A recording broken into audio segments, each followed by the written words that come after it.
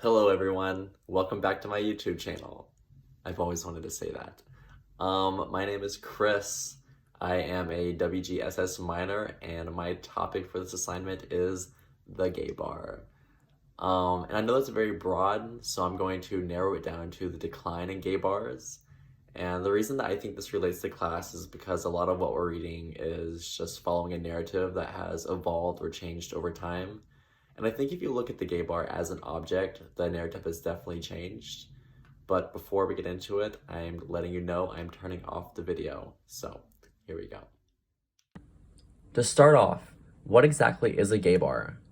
If you were to search on Google, you would find that a gay bar is a drinking establishment that caters to an exclusively or predominantly lesbian, gay, bisexual, and transgender clientele. If you were to ask me, I would define the gay bar as a second home. But I am also a cisgender, gay, white man, whereas other queer minorities may define the bar as transphobic, biphobic, and even misogynistic. A bride-to-be may define the bar as the best place for the girls, and a drag queen might be there to remind you that it's a gay bar. After realizing there is no one-size-fits-all definition of a gay bar, there's one thing that every person needs to know, and that is that gay bars are closing. I honestly believe that a lot of the blame falls on the queer community itself, with the battle of acceptance becoming more mainstream, social media becoming the new safe space, and a lack of inclusion for many members of the queer community. To backtrack a bit, the fight for queer rights had been documented to start nearly a century ago, when a German immigrant named Henry Gerber founded the Society for Human Rights, the first documented gay rights organization in the US. This event was just the beginning of a battle for queer rights, leading to more recognized rioting such as the Stonewall Riots, and eventually leading to the US Supreme Court striking down bans on same-sex marriage in all states. The fight for justice has done anything but decline, with more and more allies joining the battle. Although it's far from being over, especially for queer people who belong to other minority groups and marginalized communities, queer talk has become mainstream. Queer portrayal has made its way to daytime talk shows, Playboy magazine, many designer companies, Academy Award-winning films, and more recently, family television.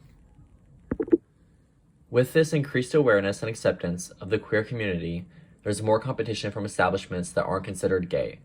This newfound acceptance has come at the cost of convergence, where many people, queer or not, find themselves drinking together.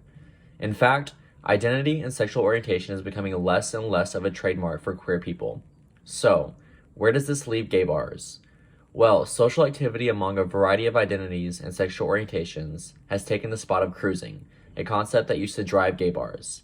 This has placed less importance on a bar being gay or straight, whereas cruising has moved from the bar scene to social media. What exactly is cruising? I would say it's the practice of sex that's usually anonymous, often in semi-public or outdoor spaces. What made gay bars the perfect place for cruising was the visibility. In the 70s, queer people didn't have the option to swipe right or scroll through a feed of strangers. It was about being in the right place at the right time. In fact, a lot of gay men used handkerchiefs of a variety of colors to signal what they were into sexually. A lot of queer youth don't realize that homosexual behavior was not only frowned upon, but criminalized up until recent history. Cruising was somewhat seen as a secret code to the average person. Although cruising had this gay definition, it wasn't limited to queer identifying men, but rather men who have sex with men. This could be heterosexual men who are married, closeted, or just have no other means of meeting other men. With the rise in technology, cruising has evolved from a public presence to an online culture. Unlike the need of visibility as stated earlier, seeking sex has become much easier. Not only has homosexual behavior been decriminalized in the US, but there is no longer a need for the clandestine act of cruising. Handkerchiefs have been replaced by filters, where gay men can much more easily find what they are looking for sexually.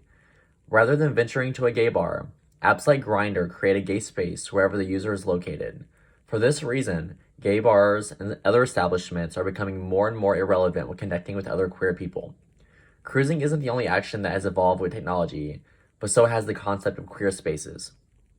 Gay bars used to be seen as the only safe space for many queer people, even though they were frequently raided by the police. This is because queer culture had not yet been publicized or decriminalized, and the place to be around alike people were gay bars. Gay bars were not safe in the sense of being free from risk, nor were they safe as in reserved. A safe space was where people could find practical resistance to political and social repression. Nowadays, queer culture is fairly ambiguous and plays many roles in different parts of society.